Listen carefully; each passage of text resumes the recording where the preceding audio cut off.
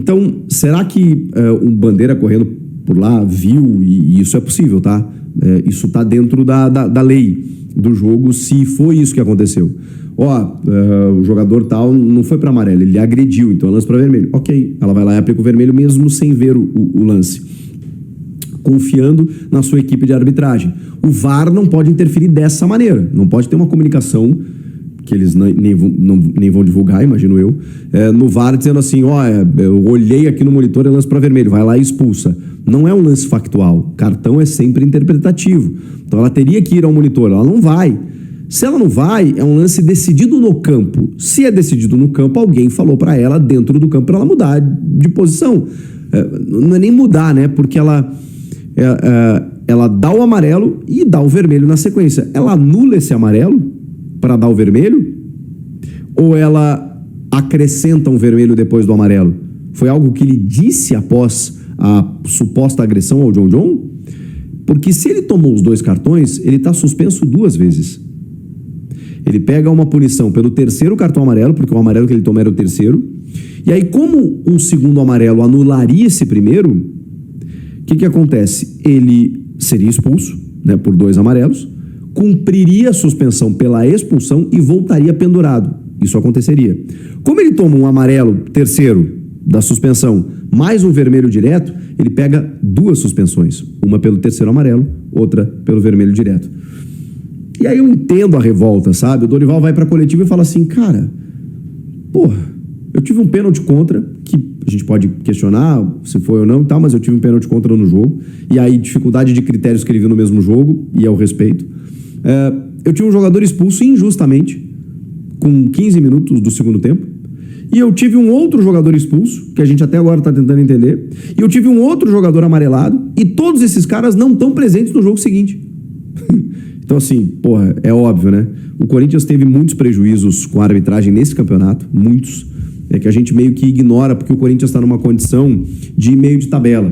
Então, fica muito voltado para Palmeiras e Flamengo. O Grêmio, acho que foi um time que reclamou bastante.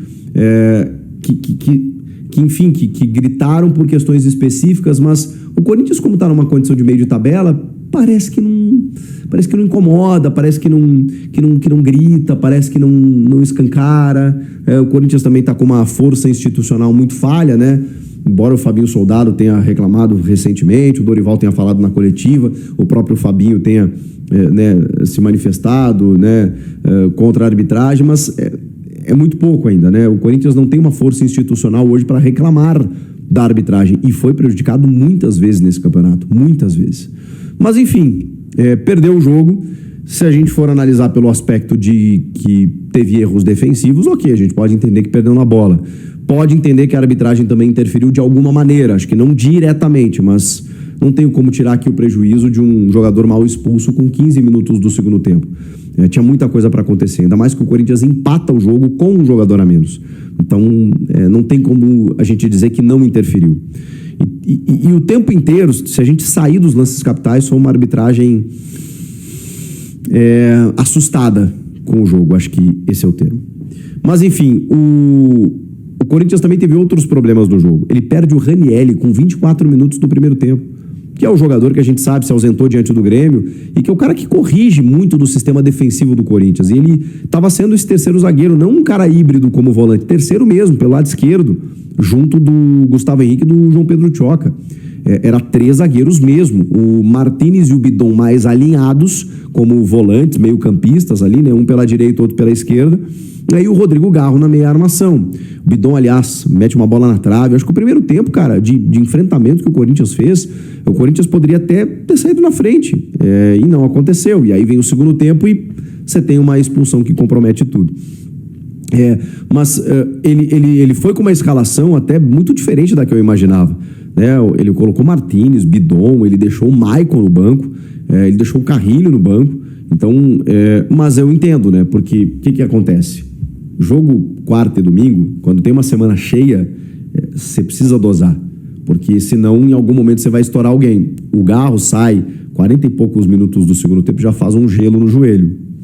Então, eu entendo ele fazer essa movimentação. O Maicon estava tendo uma sequência muito grande. Aí o Ranieri volta, o Martínez volta, o Bidon volta. Os caras estavam descansados. Eles não jogaram contra o Grêmio.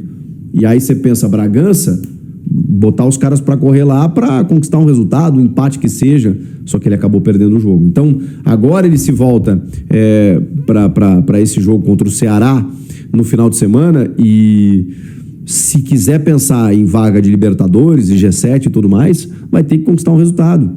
E já tem essa dificuldade aí de algumas ausências, né? Que é o caso do Charles, que é o caso do Carrilho, que é o caso do próprio Martínez, que acabou expulso no jogo, inclusive. Enfim, cara, jogo ruim, assim, sabe?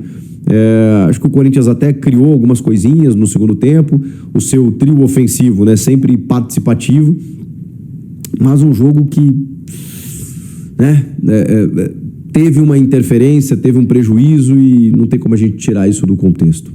Enfim, uma derrota que não estava nos planos, né? Eu olhei Corinthians e Bragantino nessa situação que tá, contratou o Wagner Mancini, o segundo jogo dele, eu falei, não, Corinthians vence esse jogo em Bragança, acho que é tranquilo de vencer.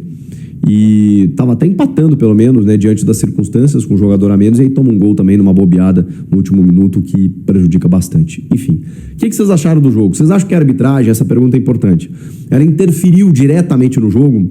Ou ela só foi ruim pro espetáculo, confusa, né, foi o Hugo Souza. A rodada terminou com o Corinthians na 10ª colocação, 42 pontos, mas a distância para o G7 aumentou um pouquinho. São 8 pontos agora. Por quê? Porque Fluminense e Botafogo venceram na rodada. Então, ambos chegaram ali a 51 pontos, o Botafogo, 50 o Fluminense. 50 o Fluminense, que é o balizador, o Corinthians 42 pontos, é 10º colocado, como eu disse, mas era 5, agora 8 pontos a distância do G7. Claro que ainda tem campeonato, mas só para dizer que essa distância aumentou visando uma classificação na pré-Libertadores, por exemplo. Corinthians que vem de derrota para o Bragantino, né, com todos os problemas relacionados à arbitragem que a gente já abordou muito aqui. E o Fabinho Soldado insistiu demais, usou argumentos mostrando que o Biel seria uma grande contratação e que um jogador do nível dele é 7 milhões de euros. Tá? Então, assim, precisa de um contraponto, tá? Precisa de um contraponto. Então, você que está chegando agora na audiência rotativa do canal Café do Setorista, tá? O Biel, né? Graças a Deus não veio, mas a informação que nós estamos trazendo para vocês é que existe um pedido do CORE, né? Para que haja um diretor de futebol estatutário, né, para diminuir o poder de Fabinho Soldado. Aliás, eles pediram, né, explicações, tá? Explicações. Eles pediram que o Fabinho Soldado fosse, né, eles convocaram o Fabinho Soldado para uma reunião no CORE para dar explicações de mudanças na logística do Corinthians, né? Enfim, a empresa que é contratada, né, para fechar os hotéis, enfim, dizem que o Corinthians gasta muito mais hoje do que essa empresa, tal. Então, a gente tem que eu conversei com pessoas lá dentro do Corinthians sobre isso, pessoas me deram bons argumentos, né? Enfim, tem essa questão do quarto duplo, né, que aumentou o custo, tá? E, cara, assim, velho, o quarto duplo, eu gostaria, se eu fosse jogador, de ter um quarto único também, entendeu? E teve uma pessoa que falou assim pra mim, Samir, é Corinthians, velho. Não é o 15 de Piracicaba, com todo respeito. Corinthians o jogador tem que ter quarto único, velho. Entendeu?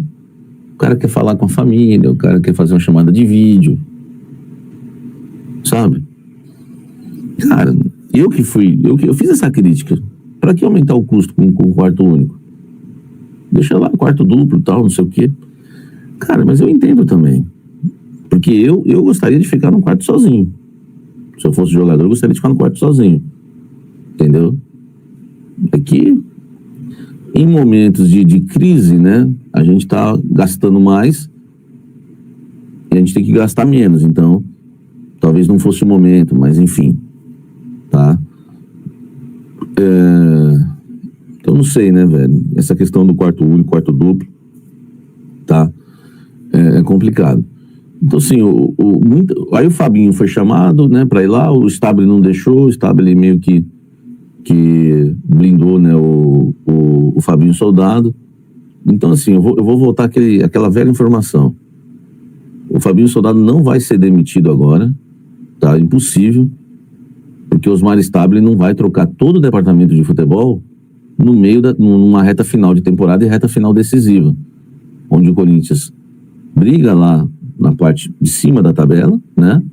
Por um G8, se caso não ganhar a Copa do Brasil, vai brigar por um G8 até o final, espero que sim.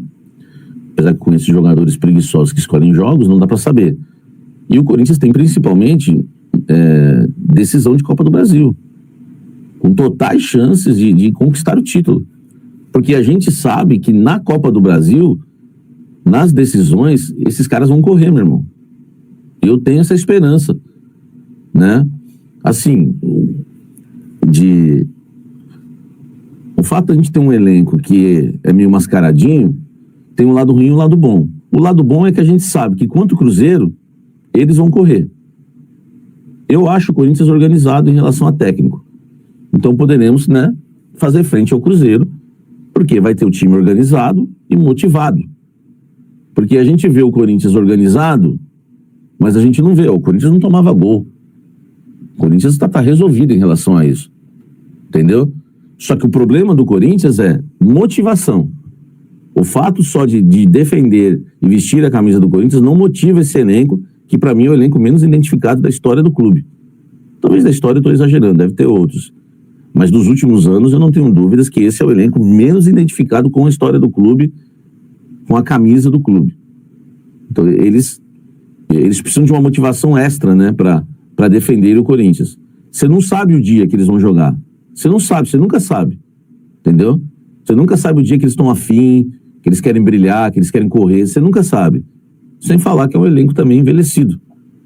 Que muitos jogadores, né, que se entregarem um pouco mais vão lesionar e não vão chegar para o jogo da Copa do Brasil.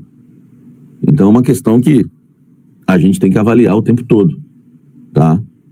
A gente tem que avaliar o tempo todo. Gente, deixa o like, eu esqueço de pedir, tá? Você que está nos acompanhando, o like fica aqui embaixo, esse joinha. Se você estiver vendo pelo celular, fecha aí o chat só um pouquinho, um xizinho aí na ponta, deixa o likezão, vai me ajudar muito, vamos pra cima aí, vamos aumentar essa audiência, tá bom, gente? Né? Vamos aumentar essa audiência aí. Se mandar o Soldado embora agora, fica vendo os jogadores vão tirar o pé da Copa do Brasil, brasileiro, só de birra. Então, é um grande erro, gente. Eu não sou a favor de maneira alguma demitir o Fabinho Soldado hoje. Seria uma falta de sabedoria, uma falta de inteligência enorme. Só ia tumultuar o elenco. O Osmar ia cair junto no ano que vem se o Corinthians não ganha a Copa do Brasil. Ele ia chamar toda a responsabilidade para ele, tá? E eu já trouxe uma informação importante aqui. O Fabinho Soldado montou uma equipe. Quando você demitir o Fabinho Soldado, você vai demitir um departamento inteiro, praticamente. Um departamento inteiro. Tá? Então não é nem um pouco sábio, né? Você demitiu o Fabinho Soldado. Agora a gente deixa o like aí, vamos chegar a uns 1.500 aí simultâneos, tá? Vamos pra cima. Não é nem um pouco inteligente, né? O pessoal falou que só tem 420 likes. Pô, muito pouco, hein? Um abraço aí pra Bebedouro, né, meu amigo Rafa. Gente, então, demitir o Fabinho Soldado está de fora de cogitação. Então, essa informação que eu estou dando para vocês também está lá no GE, tá? Uma reunião do CORE, tá? Do CORE, que foi realizada. Nessa reunião, né, foi pedido que um diretor estatutário, né, esse cargo volte a ser utilizado no Corinthians para tirar a centralização de Fabinho Soldado no clube. Eu não sou contra. Eu não fico em cima do muro, tá? Eu não sou contra, eu não fico em cima do muro. Entendeu?